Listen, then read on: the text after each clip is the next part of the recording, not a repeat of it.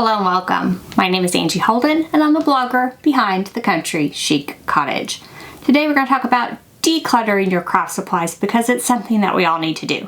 How to do it and how to do it the right way without hanging on to all those special items or things you spent money on that you don't want to get rid of. So the first step in organizing your craft space, whatever craft space you have, is probably decluttering your craft supplies. No matter if you're a beginner crafter or more experienced, you probably accumulated quite a few supplies. People may have given you supplies. You might have some old supplies that you crafted with years ago. You used to be into this type of craft and you still have those supplies left over. So we need to gather all those up and we need to declutter them to start this organization journey. Now there can be tons of roadblocks to decluttering, both physical, like the space to do it in, as well as mental roadblocks. And we are going to cover all of that during this presentation. Now, if you are overwhelmed and you're like, I don't even know where to start decluttering my craft supplies, they are everywhere. This is definitely the presentation for you. We will go through all of that as well. So don't feel overwhelmed. We're going to take this step by step. So first of all, before you even think about your craft supplies, I want you to think realistically about the amount of space that you have. So define the space that you have. Define the craft space. This is the area where I'm going to store all my craft supplies. Now, whether that is one craft cart, an entire craft room, or a closet, like it can be a variety of different areas, but you do want to define that before you get started because that's all the craft supplies we're going to keep is what can fit in that area in an organized way. Everything else is going to have to be decluttered at some point. So how much decluttering you're going to have to do during this process is going to depend on the amount of space that you're going to designate for crafting or craft supplies. Then once you've done that, you're going to gather all your supplies up. And I mean all of them. So you probably have hidden supplies. I know you do. So you're going to gather the supplies that might already be in your designated area. You're also going to gather those supplies that your grandmother gave you and are very sentimental to you. You're going to gather those craft supplies that perhaps you've hidden in the attic. Those craft supplies that you've hidden in a closet. Those craft supplies that you just purchased at Michael's and are still in the bag. Gather all of those up. We are going to take this one step at a time, and the first step is to realistically look at everything that you have.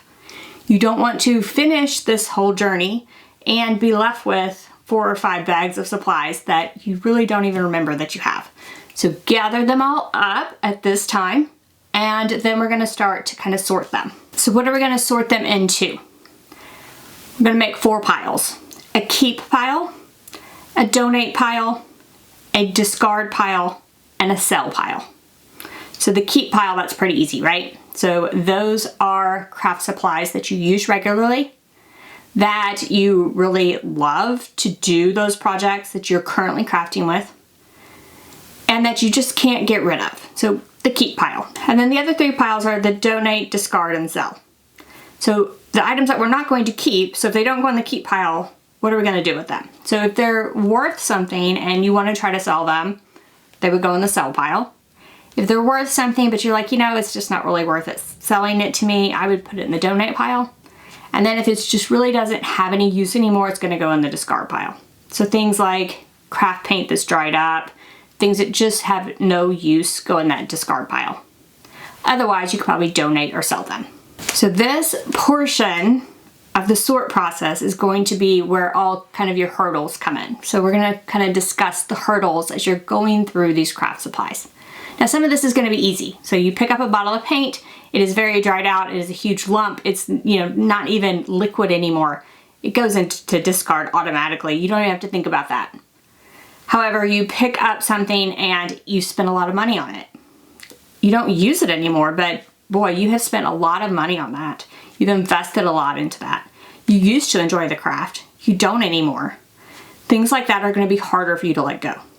Sentimental items also fall into the hard to let go pile. So it's something that, your grandmother's sewing box. You don't even sew, but the sentiment is behind the item and you just really want to keep her sewing box. So there are going to be a wide variety of hurdles to conquer during this sorting step. So let's talk about how to conquer those hurdles as you're going through the sorting process of your decluttering journey. So what I tend to do is kind of do the easy things first. So I know that for me, I'm going to keep my Cricut machines. So those easily go into my keep pile because I'm going to keep those. Now, if, like, I know I'm going to keep my Cricut machines, but if I have many machines, like let's say I have 4 Cricut machines. Now, I do have more than 4 Cricut machines, but I also do this for a living, but let's just say I'm a normal crafter and I have 4 Cricut machines. Then we can start to think about, okay, I know that the Cricut machine goes into the keep pile, but do I have redundant machines? Like, I have 4 machines. Do I really need 4 machines? Am I ever going to use 4 machines? Do I use them all at once? Do I need to keep them all? Are some of them kind of older and don't really need them anymore? I don't really use them. So do think about that. Even if it's an automatic keep, because we tend to start with the easiest things first, right? We just tend to start with, oh yes, I want to keep that. But do look at it. Do I have a lot of that thing? So perhaps, let's just say, let's move on from Cricut machines. Let's just say I do a lot of paper crafts. I have a whole stack of cardstock. I'm just going to automatically shove that into the keep pile. But, you know, do all the colors, do I really like all those colors? Are there some of those colors I don't even use anymore? Maybe some of those brands I don't even like. Like, I tend to purchase a brand, maybe give it a try. I see it on clearance and I try it out and then I'm like, you know, I really don't like that cardstock for my projects. So am I ever really going to use that cardstock? Yes, I do a lot of paper crafting, but am I going to use that cardstock? Let's say I do a lot of scrapbooking and I just automatically, I pull out my sticker bin and I'm going to put it all in a keep pile. But think about that just a second. Are there stickers in there that you really don't use, that you really don't like, that you got on clearance, that you've had for 6 years and you've never used? So be sure not to just automatically put things in the keep pile and go through those boxes, bins, think about those machines that you're keeping. Think about each of the items that go into the keep pile. Don't just automatically throw it into the keep pile because you use it. There may be circumstances where things that you think should go in the keep pile might ought to go in another pile. So think about that as you're sorting through things. And as you're sorting through things, let's say that I use a lot of pens in my crafting. Don't just automatically put all of your pens into the keep pile. Go through the pens and make sure they all still work. Are some of them dried out? Are some of your markers dried out? Could you put those in the discard pile instead? So be sure you go through all those and make sure that the craft supplies you're keeping are also still functional. So at this point, I want to talk about the mental hurdle of the fact that you have spent a lot of money on whatever that is. So let's say I have 4 Cricut machines. I really only use 1, but I spent a lot of money on those Cricut machines. Let's talk about that mental hurdle just a minute. So the money you spent on all of those, I'm using the example of Cricut machines, but all of those craft supplies, it is past money, it's already spent. So you could sell those items and maybe get a portion of that money back, but you really can't get the full amount, most likely, of your purchase back at this point. So the money is already spent. So don't think about it in terms of, but I spent a lot of money on that thing. Think about it in terms of, do I use that item? Do I still like it? Will I use it in the future? When's the last time I used it? If it's been 5, 6 years ago, am I realistically going to jump back into that craft? Or could someone else benefit from that item more? So try not to think about the past costs because it's done. It's done with. You've already spent that money. Think about it in the future. The future of those craft supplies. Are you going to use them? Are they going to be used up before they're no longer relevant or the paint dries up? Like if I have 100 bottles of craft paint, am I realistically going to be able to use that much craft paint before it all dries up?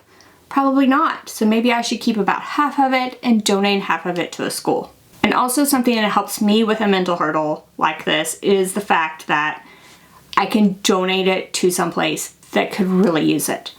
So think about the person that you're going to donate this to. So I tend to donate to schools, to other people, friends and family, to just strangers on Facebook and like a Buy Nothing group.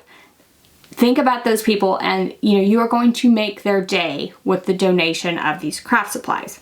So I also tend to concentrate on the fact that I will make the day of this person. So thinking about that person and their reaction more than the fact that I've spent a lot of money on that craft supply and now it's just a waste. It's not a waste. I am going to put a smile on this person's face. Now, if you're going to sell it, you could also think of it in terms of how much money you can get back by selling some of these excess craft supplies or craft supplies that you no longer use anymore.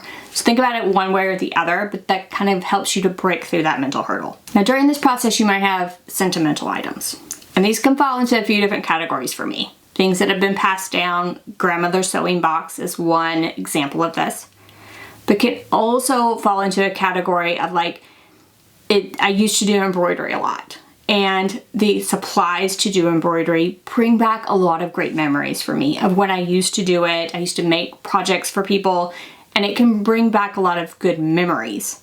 And you almost want to hold on to the supplies to hold on to the memories.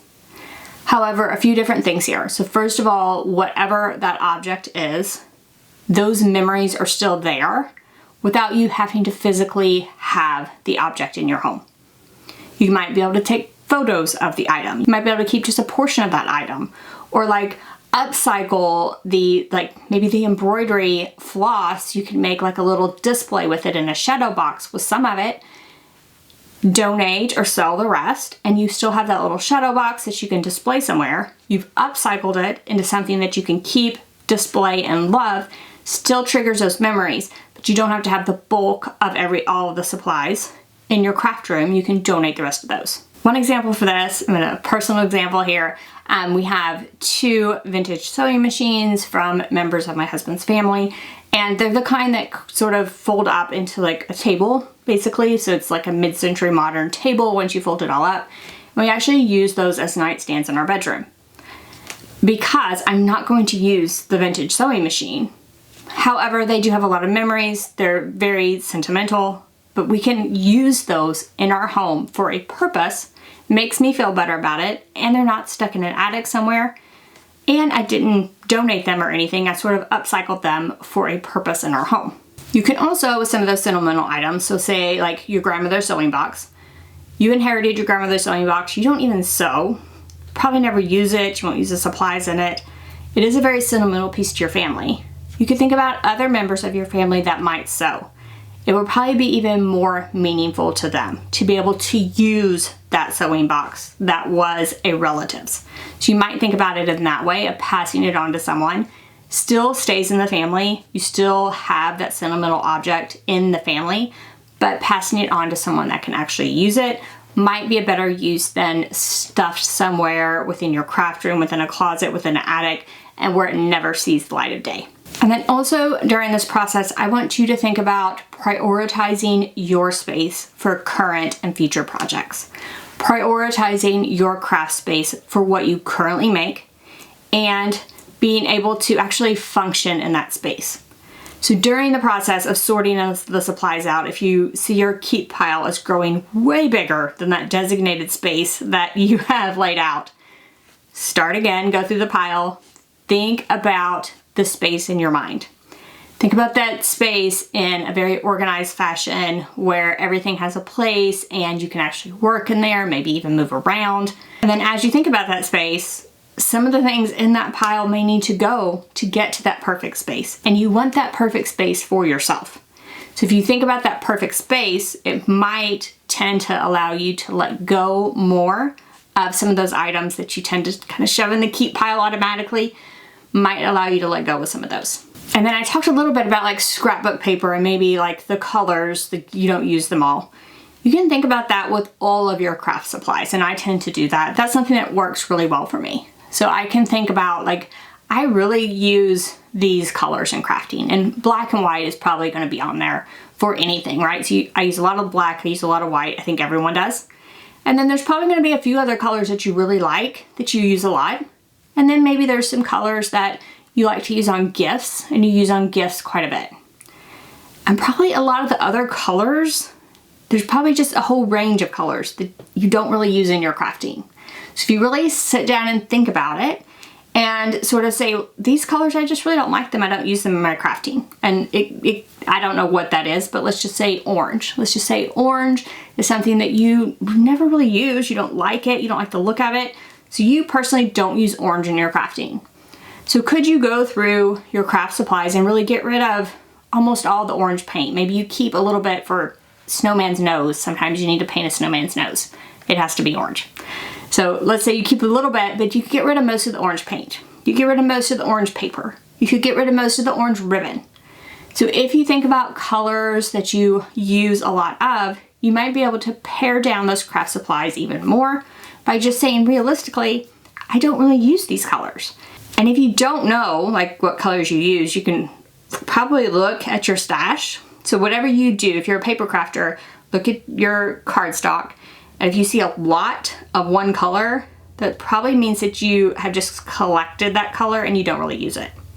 And one color for me is cream, like a creamy off-white. I don't really use a lot of. I like a bright white way better than a cream. So I might keep just a little bit of cream just in case there's something that has to be a cream color. But a majority of the cream I'm probably just gonna get rid of. So those are just a few examples, and the colors could be totally different for you. You might love cream and not like bright white, and that is okay as well. But think about your personal preferences here, and you might be able to sort of pare down that keep pile even further when you think about personal preferences. Now, once you're done with this sorting process, so you have your piles, you're gonna wanna literally, just as soon as you can, get rid of the discard pile. List those items for sale that are in the sell pile and go and donate or post those items in the donate pile on your free group on Facebook or something. Because the longer you stare at those piles, the more you might want to pull items out of them. So be sure to go ahead and get rid of those as soon as possible. Then you're left with this keep pile over here that you've kind of made, and hopefully that all fits in the designated area that we talked about at the beginning. If it doesn't, you might need to repeat this whole sorting process a few times. And I found that kind of the first time that I went through a declutter, I needed to repeat the process because I just, like I said, it was almost automatic because I was like, well, I like fabric, so I'm gonna keep all this fabric. But half of the fabric I was never going to use. So you might have to run through it a few times, keeping in mind this video and of course your space. Now, if you have room to keep all the craft supplies, that's great. You keep them all. However, always keep in mind like the shelf life of supplies. Things like paint are gonna dry out, those markers are gonna dry out, and if you never even use that bottle of paint, it's just going to be a waste. So always keep in mind the shelf life of those supplies, even if you have a ton of space that you're gonna designate for crafting. So once you have that keep pile, you are going to start the organization process. So starting with, probably bins, or you might start with just kind of like a bookshelf that you have on hand. It might be a closet in your home with some shelves, and you're going to start there with some baskets. That's fine. To start pulling that keep pile into bins and organizing it, and that will let you kind of know if you did a good job or not. So did you keep in mind that designated area as you were sorting your items? Did you keep too much? Possibly so. So at any point in time during your organization journey, you can just start back at the beginning of this. Again, start thinking about your space, what you want it to look like, your dream space, and then go through that keep pile that is now your keep pile with fresh eyes. And again, make those piles. And is there anything else that you want to declutter? Is there anything else you could get rid of? Now, if you get to the end of this and you're like, I have too much stuff that I really, really need and not enough space to put it in. Next step, in my opinion, is to kind of get creative. So what do I mean by get creative? So if you have a whole bin of supplies that is really only for Christmas crafts, you could put all of that into one bin, label it Christmas, and that type of seasonal thing could go into an attic or a basement. It could go out of the way until you're actually ready for Christmas. So in your crafting area, you could have one bin that's seasonal and you could change it out with the seasons. So it's one example of kind of how to rotate craft supplies in and out of an area, even if you don't have the space to store all of the seasons within your crafting area, you could rotate them in and out. That's one example. You could also think of it as like you seasonally craft. So maybe I sew a lot for Halloween. I make Halloween costumes. It's really the only time of the year that I sew, but I need to keep this fabric because I love making Halloween costumes. I make them for all the neighbors. All the neighbor kids come to me for Halloween costumes, so I need this stack of fabric, I need my sewing machine, but I really only need it like I don't know, August and September and October, 3 months out of the year. You could do the same thing with sort of craft supplies, and those could be seasonal. So your sewing bin with that fabric for the Halloween costumes and maybe your sewing machine could rotate in and out of your craft area. So you can do the same thing with craft supplies. So you can think about your craft area as something that changes with seasons or with maybe your craft taste. So I tend to try different crafts and maybe try something else and maybe go back to this one. And if you're that type of crafter where you just sort of, you know, maybe it's Cricut crafting right now and then you want to really use that Sizzix machine, you want to do some embossing, and you just sort of float in between different crafts. You could also think about your crafting area sort of rotating between different craft types. However, that takes up more space in your home. Wherever you're storing those bins, still space taken up by craft supplies.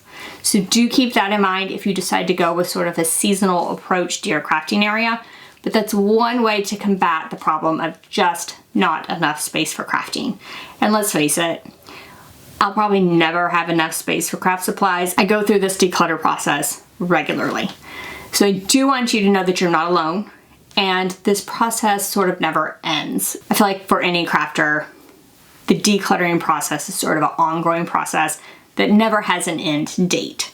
So what's gonna happen is you are going to declutter today, you're gonna get very motivated, you're gonna declutter, you're gonna organize your craft space, and then, you know, you're gonna get like an end cap at Michael's, you're gonna think, oh, I really want to try resin crafting. You're gonna buy all the supplies for resin crafting, and all of a sudden you don't have a space for that. Those supplies go on the floor, they go on a random table, they go in a closet somewhere that is not for craft supplies. So you will have to do this decluttering process again and again and again. And that is okay. We are crafters. We like to try different things. We like to experiment a little bit and see if we like something. Maybe we do, maybe we don't. Maybe that's a craft that we want to do forever and we get rid of something else. Maybe that's a craft we just tried for a little while and we're going to donate the supplies later. That is okay. It is a process to learn what type of crafter you are, what you like, and there's new things coming out all the time that sound really amazing and you just want to try them, and that's okay as well. You can just reference the tips that I gave in this video at any point in time in the future and start decluttering again once you collect even more craft supplies. Take the first step by decluttering your space and then start organizing it. You are going to love your more organized space and you are going to be an even more productive crafter. So I hope this helps you declutter your space and love crafting even more. Now, if you have any questions about decluttering your craft supplies, be sure to drop it in the comment section, ask away. You can also ask me questions about organizing your craft supplies and I'll be happy to point you to another video if I have it. If you liked this video and helped you, give me a thumbs up. And if you haven't already, head on over to my YouTube channel, hit that subscribe button. I have videos just like this one every single week, and trust me, you don't want to miss any of those. So thank you all so much for joining me, and I'll see you next week. Bye-bye.